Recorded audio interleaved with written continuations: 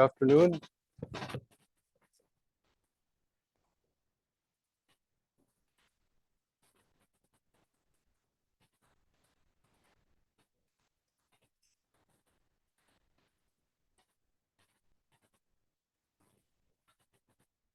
I suppose everyone is aware that that next Monday is the time you have to decide to continue the course.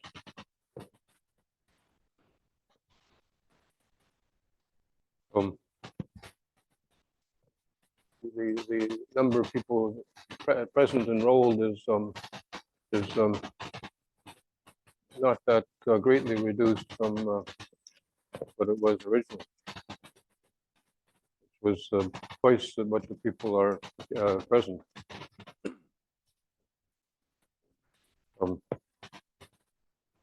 I guess people can take care of administrative matters. I came across a interesting short article of general interest related to mathematics, partly related to mathematics. Both mathematics and physics, I guess. But physics and mathematics, of course, are very closely related. Did everyone study physics? Has everyone studied physics? Good. Not everyone put up their hands. You know, a lot of mathematics includes a lot of physics. So it's a trick question. You can't really say no.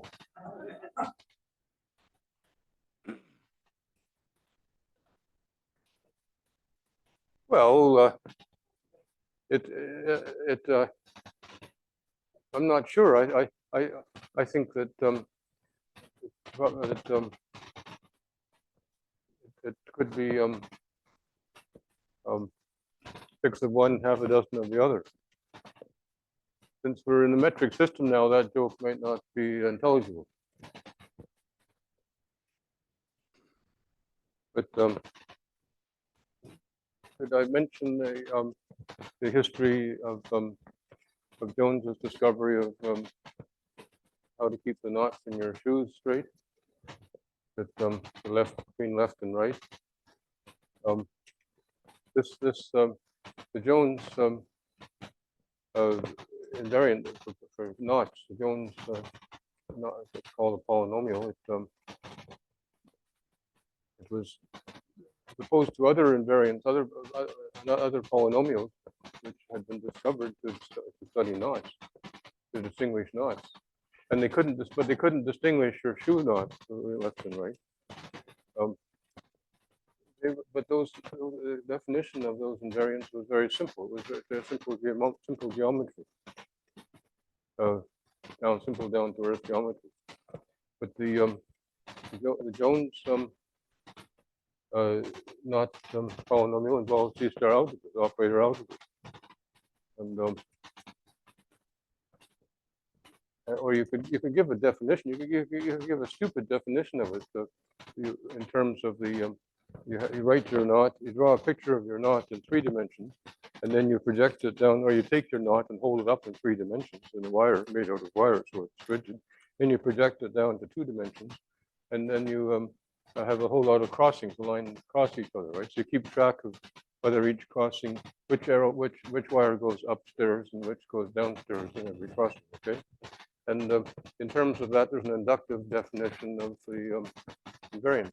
Of course, you can't discover an invariant that way because there are many formulae you can write down in terms of the number of crossings and what kinds of crossings. Most of them will be nonsense. But this particular one was invariant, independent of how you projected the knot down onto the table. And it was invariant of the homotopy of the knot. You take the knot and transform it, so it's just a homotopy invariant of the map from S3. And Okay, but then it was a physicist who, Edward Witten, who discovered how to explain the knot in physical terms. Not ordinary geometry, but quantum field theory. Okay, I guess I mentioned how you do it. You have a quantum field in space. It means if every point there's an operator. Just it's a distribution, but don't worry about that. And the knot is a curve in three-dimensional space. You just integrate this. You take the trace of the operator and you integrate it over the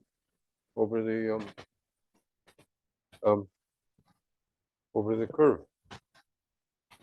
And maybe you integrate first and then take the trace for it to be finite. Okay, but this was physics, mathematical physics, if you like. It's actually quantum field theory doesn't have a mathematical basis yet, so it was pure physics, if you like. But then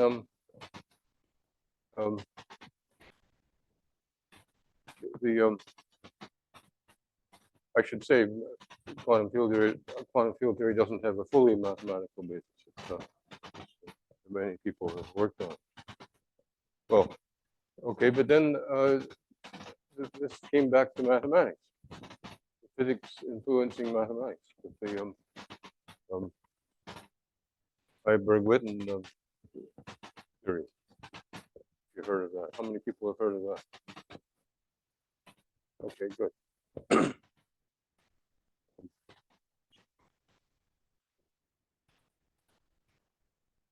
Okay,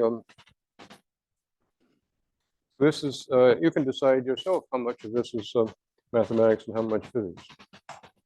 And the title of the article is How to Predict a Coin Toss. And the subheading is Coins Are Fair, Their Tossers Less So. All right. So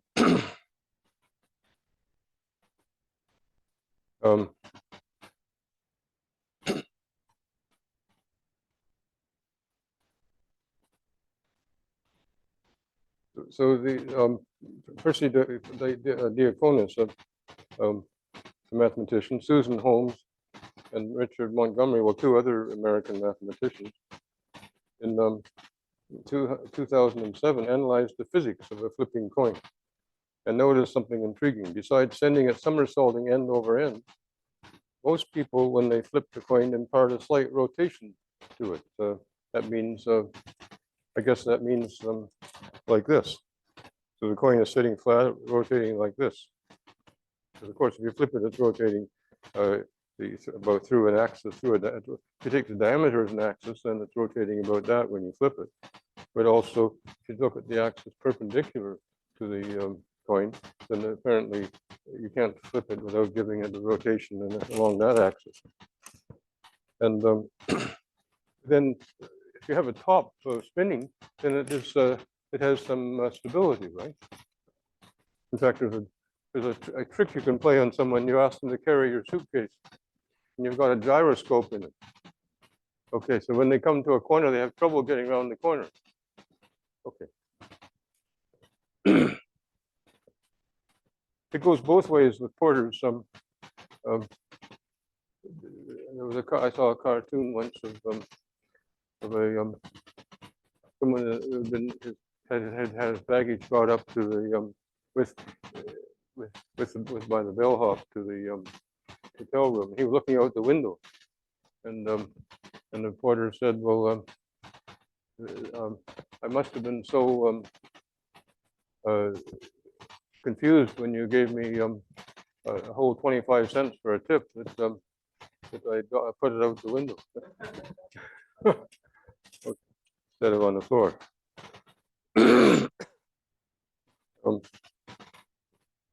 Okay, but so that causes the axis about which the coin is flipping to drift while it is in the air, a phenomenon called precession. After crunching the numbers, the physicists concluded that a coin thrown by a human should exhibit a subtle but persistent bias. There was about a 51% chance that a coin would land the same way up as it had been prior to being thrown.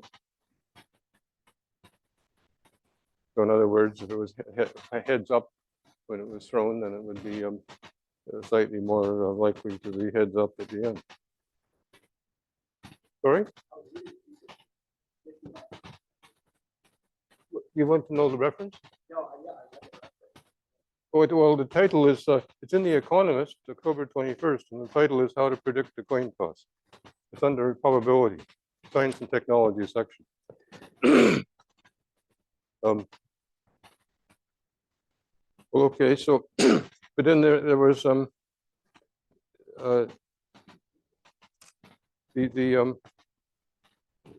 person who took an interest in this prediction, theoretical prediction by these three mathematicians, decided to do an experiment. He convinced 48 volunteers to perform 350,707 coin tosses. You look, you got it up. You got the article up now. Oh, okay, sure. Huh?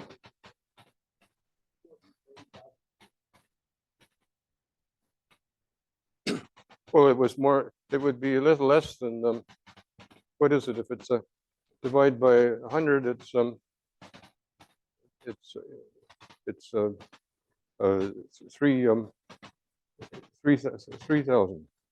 Divide by 100. Just go to close to 10,000. Close to 10,000 each. Each volunteer. All right. But the data and using all kinds of different coins, His data confirmed what the physics had predicted. The coins landed same side up. Okay, so the original the theoretical prediction was 51%. Okay, this is like quantum field theory, the prediction with experiment. The prediction of the comparison of theory with experiment, which is over 10 significant figures. Well, this is not quite so close, but it's three significant figures. So 51%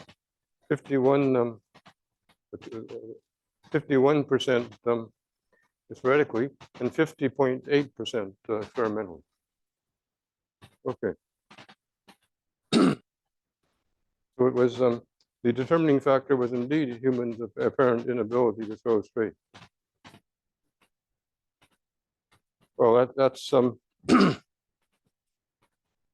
but that's not going to be any of any use to anyone because everyone will know this now. Okay. So one thing that well, a number of loose ends. Okay, what we have been talking about connection with K theory and C-star algebras, and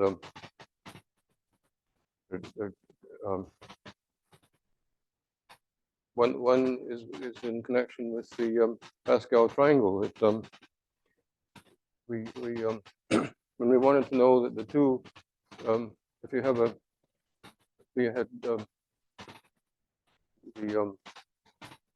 polynomials with the order coming from the Pascal triangle, and we with the monomials in x and 1 minus x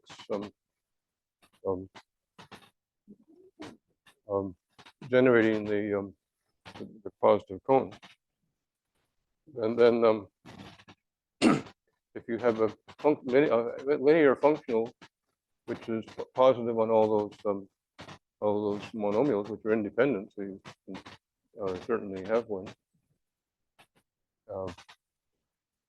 Then we want to know that it's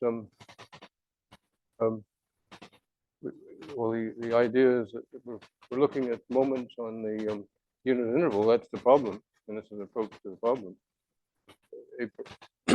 A priori, it's not very clear that it's related to the interval, but as soon as you figure out what the positive functionals are with respect to on this order group, then remember that the extreme points are on the closed points in the closed unit interval, and you get those But how did we calculate that? Well, we had to calculate. We calculated it by using that the extreme points were multiplicative on the ordered ring, because you multiply two monomials to get another one. So it's the product of two positive elements is positive. So an ordered ring with unit, and there's a theorem that says that it's also true for commutative unital C-square algebra. If you have an extreme positive functional, which is look at the convex set of positive functionals equal to 1 on the unit. You look at extreme points, and they're exactly the homomorphisms into the real numbers. They're additive, preserving the preserving product. And we haven't discussed the proof of that yet. Has anyone looked at that? That's a very good exercise. So I hate to spoil people's fun. I mean, no, but there's a difference between solving it and looking at it, right? In fact, just now, everyone has looked at it, right? I put it in the air, so it's there and you've seen it. Okay, so no one can say they haven't looked at it. Now, of course, I can't keep track of how thoroughly everyone looks at every point that has come up. That's why I asked. But, no, but if something comes up like that, which is obviously important for a major theme, then it makes sense to look at it to see what's involved. How difficult is it? Is it something that can be worked out immediately, or is it likely to take prolonged thought? So that's and it's sort of two exercises. It's if and only if, right? If it's an extreme point, so you have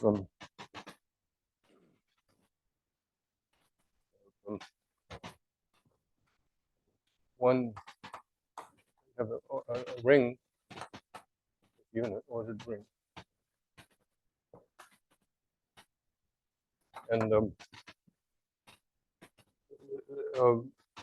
usually what you mean is that if you look at the order group underlying the with respect to addition underlying the ring structure, then the unit of the ring should be what's called an order unit, which means some integer, some positive integer times the unit should be greater than or equal to any given element. Okay, so that's the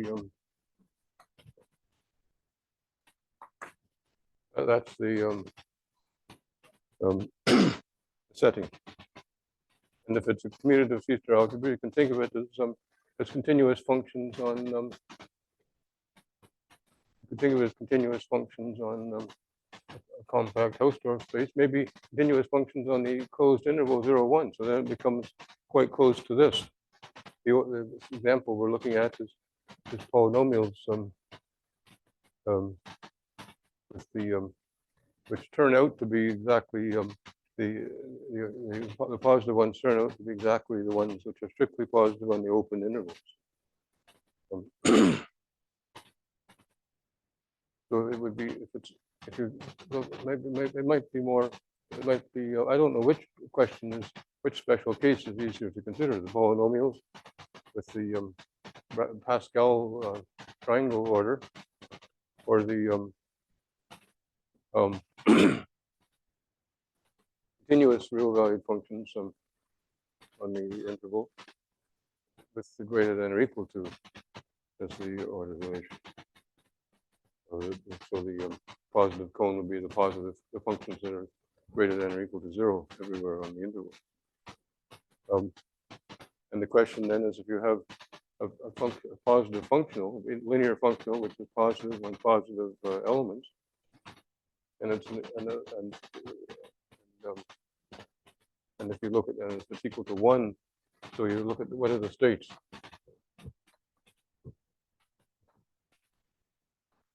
F R 1. R plus goes to R plus, and 1 goes to 1. Okay, that's what a state is. Yeah. Sorry. R, the ring R, the positive set of positive elements of R, goes to the positive real numbers. Oh, thank. Yeah, I got. I'm sorry. I got. Thank you for waking me up.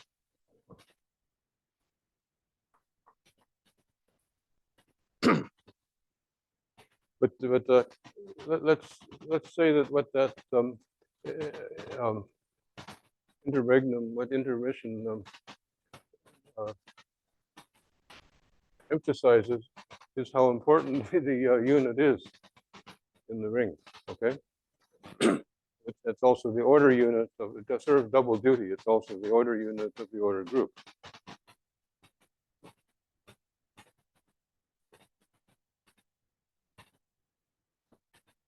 So it's of course it's additive.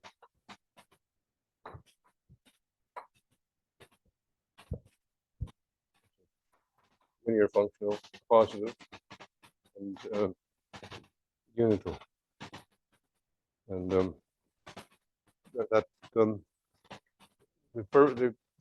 what it means then is with a natural topology, by so-called pointwise topology, and convergence on each element of R. This set of states is compact.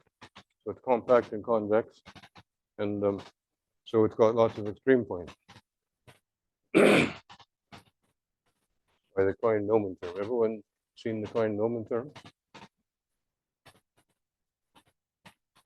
Has no one seen the Klein-Nomen theorem?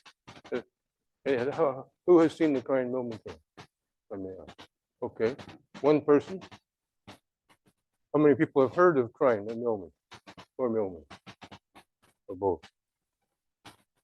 Well, the name Millman should be familiar to everyone because he's a member of the department. I mean, the son of the Klein-Nomen is a member of the math department. His brother is a mathematician in Israel.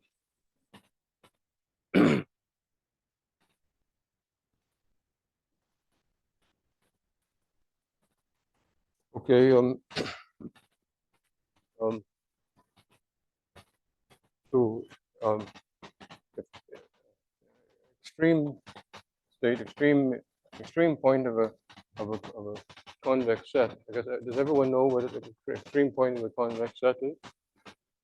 The convex set is if you take 2 points in a real linear space, and you take 2 points. Yes, Charlie.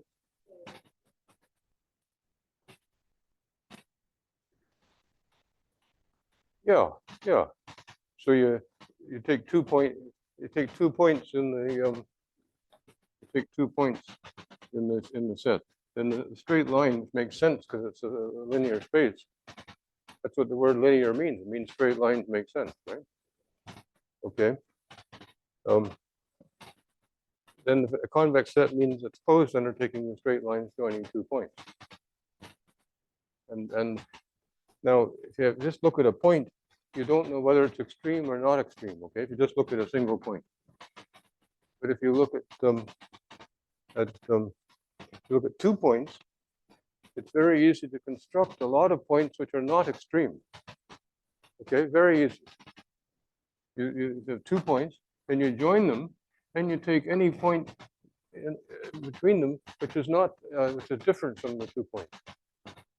Okay, of course, if the two points are different, no, even if the 2 points are different, you still don't know whether either of them is extreme. Okay, it could both be extreme. I mean, after all, any 2 points can be joined. Even 2 extreme points can be joined by a line, right? So take a triangle, and each of the edges is joining 2 extreme points. But if you take a point interior, as Charlie says, to one of the edges, which makes sense because it's an ordinary line, okay, then it's not an extreme point. Okay, that's the definition of extreme point. some things that you have to define by the opposite.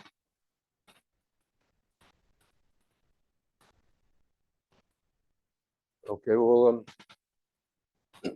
so it's extreme, well, F, an extreme state, is equivalent to F is being F is multiplicative. Okay.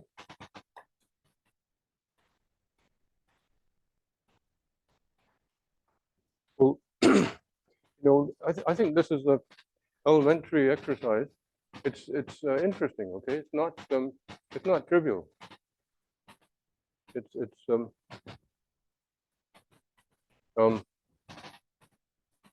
and so why not take a look at it?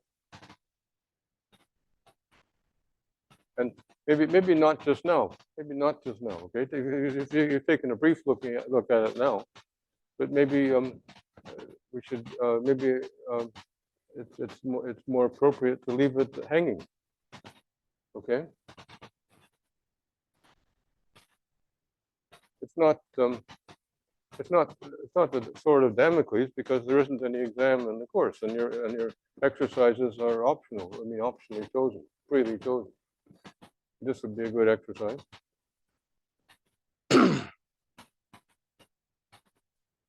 Okay, well then, what I'd like to do is consider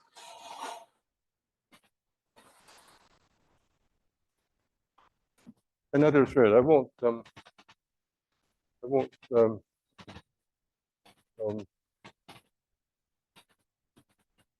be so rude as to refer to it as a loose thread.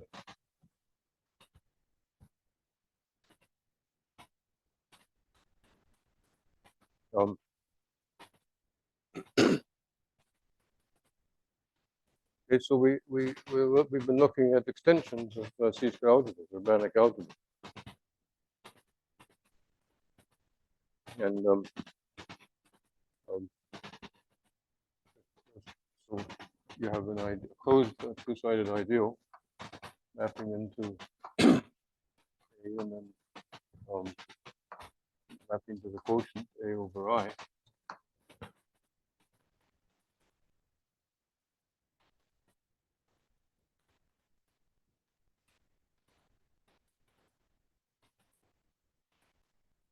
Yes. Map AI into A, and then you do what anyone 50 years or more, have been around for 50 years or more, would say divide. You divide A by I and pass to the quotient.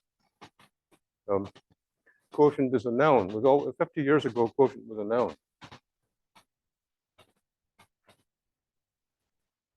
But be that as it may.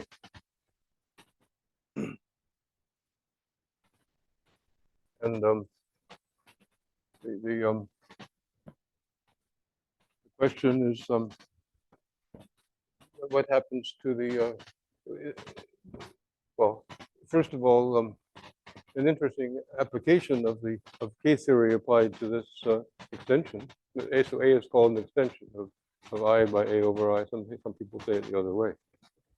If it's a direct sum of the two algebras, then it's symmetric. It doesn't make any difference which way you call it. I mean, if I is a direct summand of A, if A is I plus something else, then that's another algebra.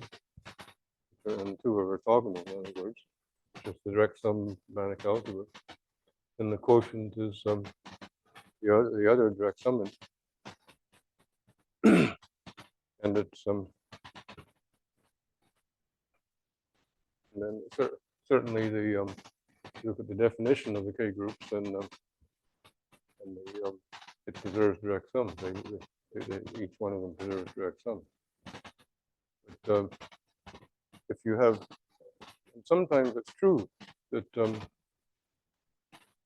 in general there's a simple relationship that the K group K0 of A maps onto K0 of A over I. For instance, if A is unital, then and A over I is just the complex numbers, looking at a complex Banach algebra, because that's where Bott periodicity is the simplest. And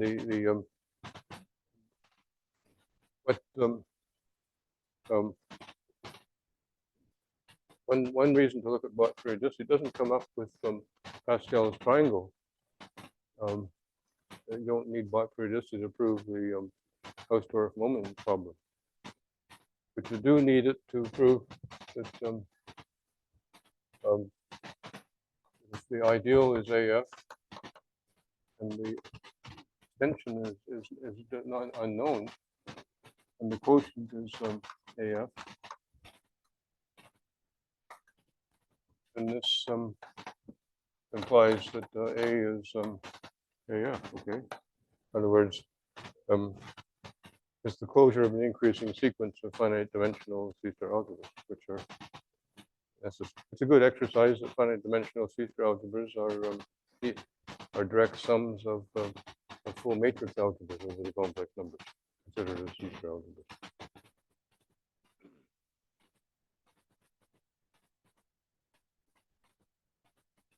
Oh, it was probably someone's PhD thesis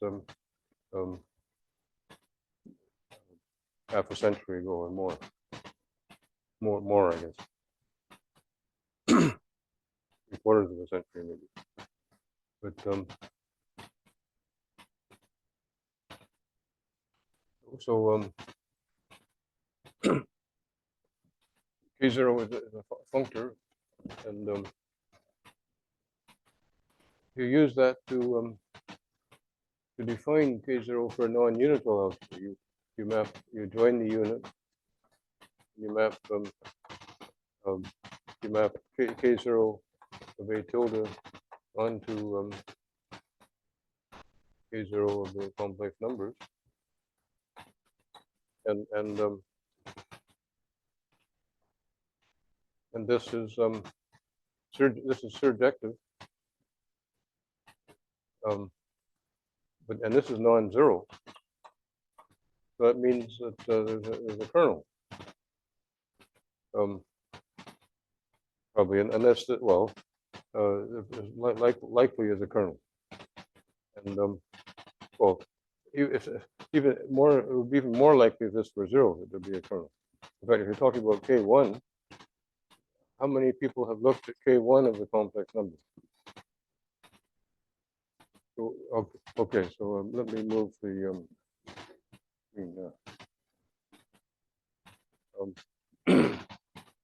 what's K1 of the complex numbers? They defined in terms of unitaries. What's the unitary group of the complex numbers? Huja? Yeah, it's the circle, right? In the plane, the unit circle. And is that connected or not connected? Connected? Okay.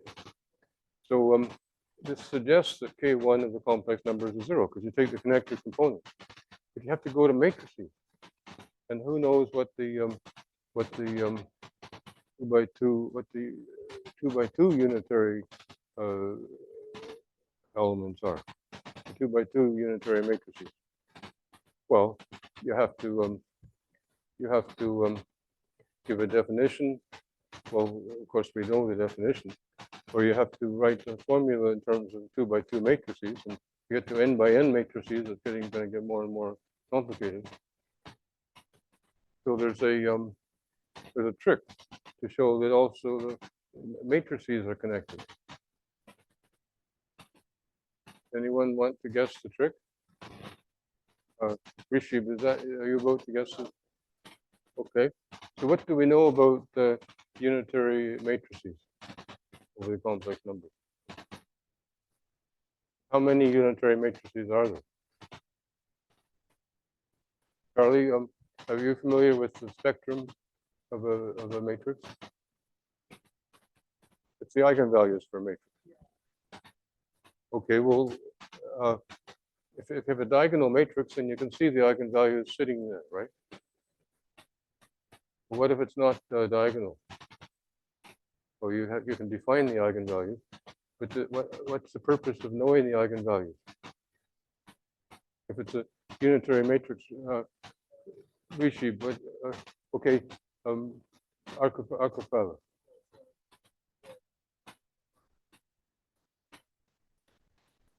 The eigenvalues are, well, you're saying, okay, but if you're self-adjoint, the eigenvalues are on the line. But if it's unitary, the eigenvalues are on the circle. Okay, I didn't hear what you said.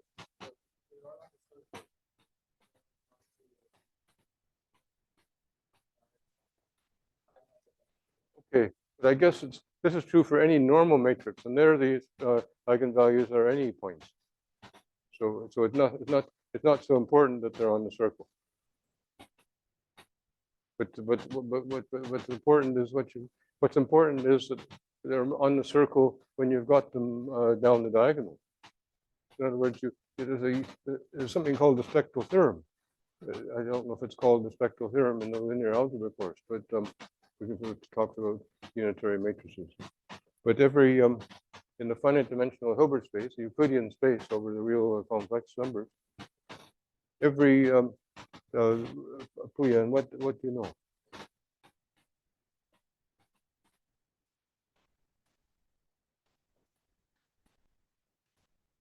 Sorry?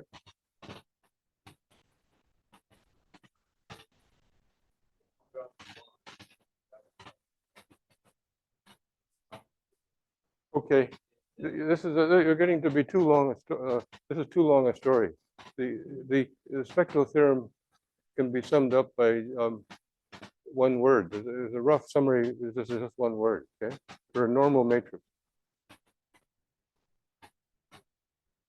Yeah, I was just going to say diagonal. Okay, but it's better diagonalizable. It's cheating a bit because it's more syllables, but it's still one word. Yeah. Okay, it's a bit tricky, but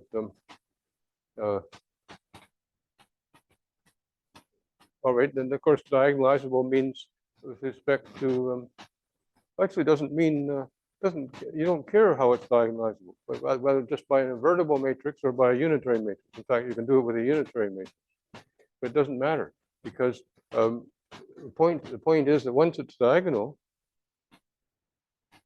the spectrum is still going to be the same. Okay, and it's oh no, we don't. Yes, and the spectrum is going to be the same, but then it's obviously but then the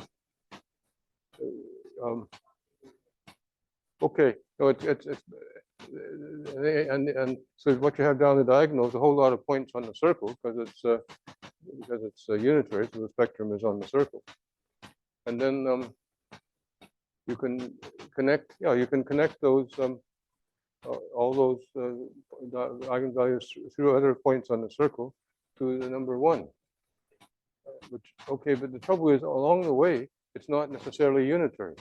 It's invertible. So that's where you want that it's similar by a unitary matrix. It's unitarily equivalent. Okay.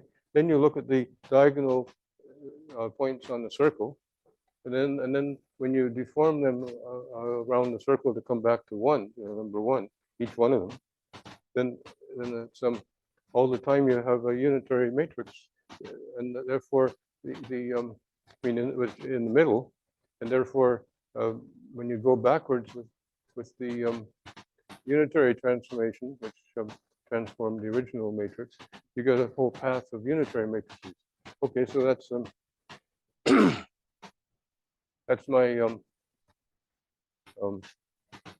effort to prove the theorem in a complete sentence, with single complete sentence, but the unitary group is connected with using the spectral theorem for matrices. But then, since K1 is the you look at the union of unitaries in all the matrices, and modulo the connected component in each matrix, in each size of matrices, then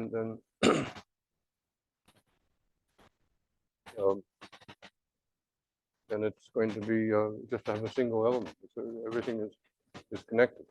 Everything is connected. So K1 for complex numbers is 0. That means K1 of A a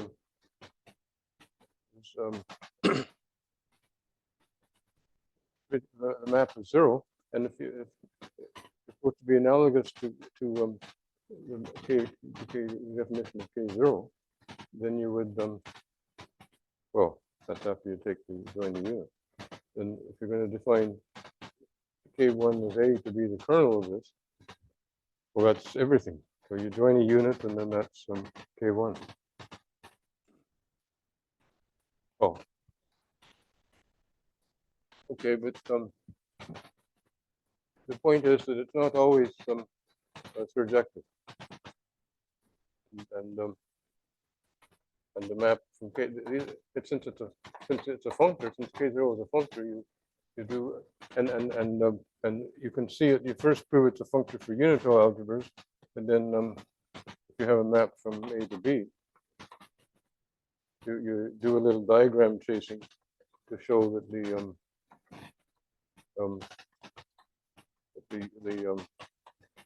kernel of this is a commutative diagram, and the kernel of the first map is going to map into the kernel of the second map.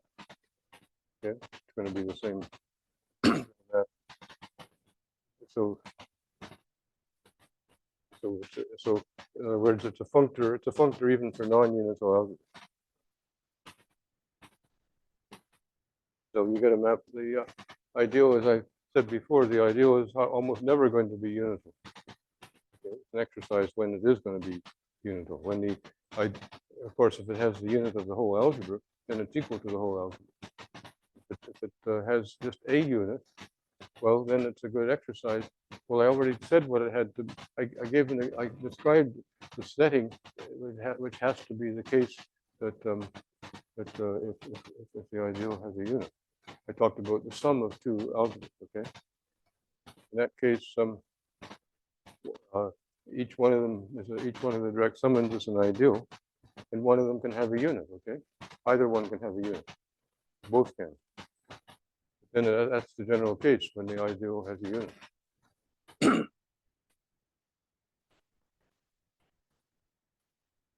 So you really have to know what K0 of a non-unitary ideal is, and then have a function. But then that's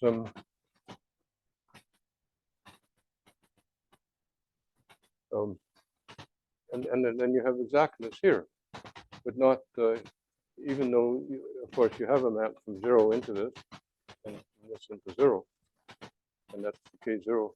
That's what the K0 functor gives you. I mean, this is objective, and we have an ideal, that's objective, and this is surjective. So the K0 functor gives you 5 terms in some sense, and the n are 0. But it's a short sequence, but it's only exact in the middle. And the same with the K1. And since if you want, you can prove without talking about sequences, you can prove that K1 is the K0 of the suspension. It follows that it's exact here too for K1, but you can also prove directly in terms of the definition, in terms of so it's a consequence of exactness here. If you have you know that K1 is K0 of the suspension, you just know it's invertible elements or unitary elements, then you have to prove it directly. But that's not so hard. Let's see if we can. Let's see if I can just do it cold turkey. Okay. By the way, I hope that everyone has had 30 seconds to look at it, right? Actually, they've had 6 weeks. But how many people have tracked it? But that's what you always do, you know, when there's a major theorem, even a minor theorem. Well, maybe the other way around. Whenever there's any result at all in the book, you first try to absorb what it says, and then you try and prove it. Okay. And then if you don't know how to get started, you peek maybe. Okay. And then that tells you how to start maybe. And then you keep on going. If you get stuck, then if you want, you could peek again. No one is going to no one is going to complain. Well, you might be afraid that you're losing the fun, losing some fun, okay? Because, but all right. So so let's. So what does it? Well, we don't have very many minutes. But so let's see. Suppose we have something here. Suppose we have a projection. Suppose E is equal to E squared belonging to A. And well, no, it's two projections. We should be. It's a formal difference of the class of E and the class of F. Okay. In matrix E and F are projections in matrix algebra. And this goes into 0 in K0 A over I. And by the way, I'm assuming that that the algebra A has a unit. Not I, but A. Assuming A has a unit. Because I guess that if you can prove exactness here after joining a unit, then you can prove it from the definition for the A itself. Okay, so that means that if we look at the projections E dot and F dot, these are then the images of E and F in A over I. And we have E dot minus F dot. E dot is equal to F dot, okay? Because we're assuming the K0 element goes to 0. And if we have two projections with the same K0 class, well, they're not unitarily equivalent, but in fact,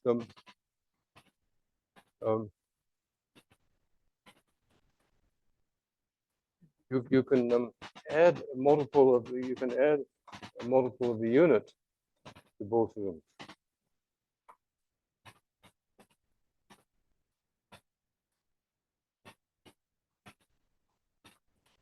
So they then are equivalent, Murray von Neumann equivalent. Yeah. But then there's an exercise that if you have two projections in a D-star algebra, or any algebra, any star algebra, or just no, it doesn't have to be a star algebra if you use the general definition of equivalence. If they're equivalent in the algebra, then they're unitarily equivalent in a matrix algebra. And in the non-star setting, they're similar. There's an invertible element in a larger matrix algebra that takes one into the other. Okay?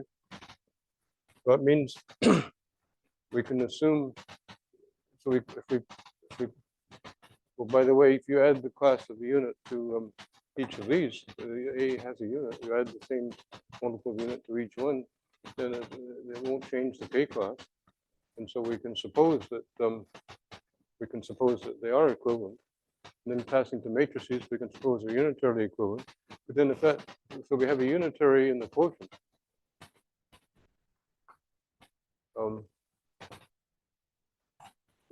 But furthermore, we can go to a larger matrix algebra. We can, if we look at U minus 1 in a larger matrix algebra, we can assume it's connected to the identity, because you then just you rotate U down to here and they cancel out. So in other words, we can suppose that that E dot and F dot are unitarily equivalent by a unitary that's connected to the identity. But such a unitary always comes from a unitary in A. Okay? Because it's a finite product. If U is connected, then U is equal to E to the I H, E to the 2 pi I H for some self-adjoint H. Well, that's not quite true. It's a finite product. It's a finite product of such things, okay?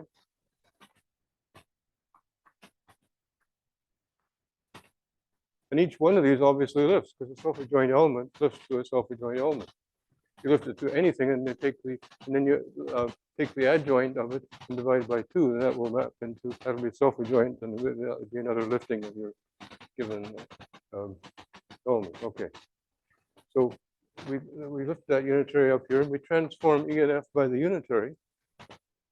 And that means that we're down, that we've reduced to the case that the E dot and F dot are equal.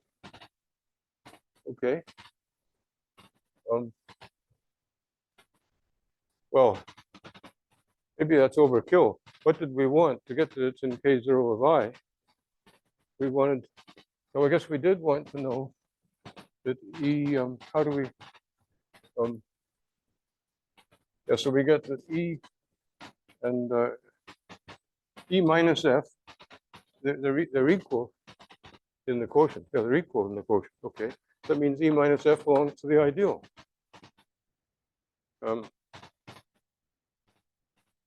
In A. We look at A, then E minus F. Let's see. What's how are we going to get the image of I? Okay, well, I could try bracing it out until someone else came into the room, took over the room. Let me just try a bit. So remember this was cold turkey. Maybe I haven't done it for 30 years. And meanwhile, I'm hoping that someone will help me out, right? In fact, maybe I should just leave it for people to finish. How does that sound? Okay. So we've reduced it to the case. We've reduced it to the case that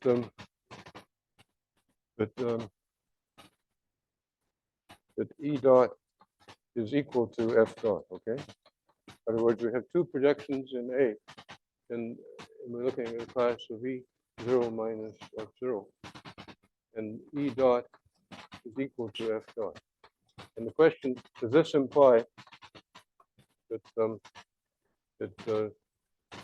E0 minus F0 is in the image? Is it in the image of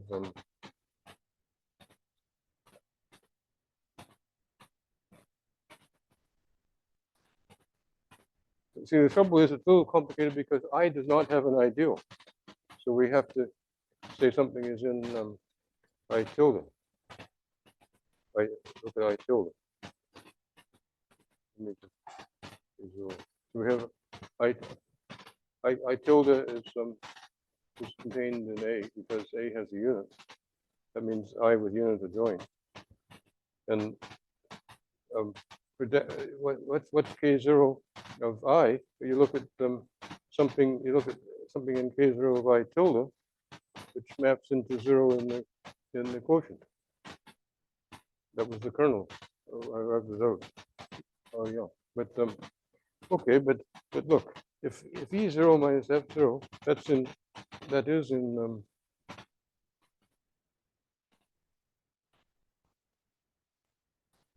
is it in K0 of I? It has to be checked.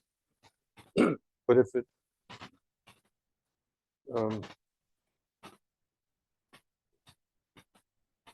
is it equal to 0 when you map into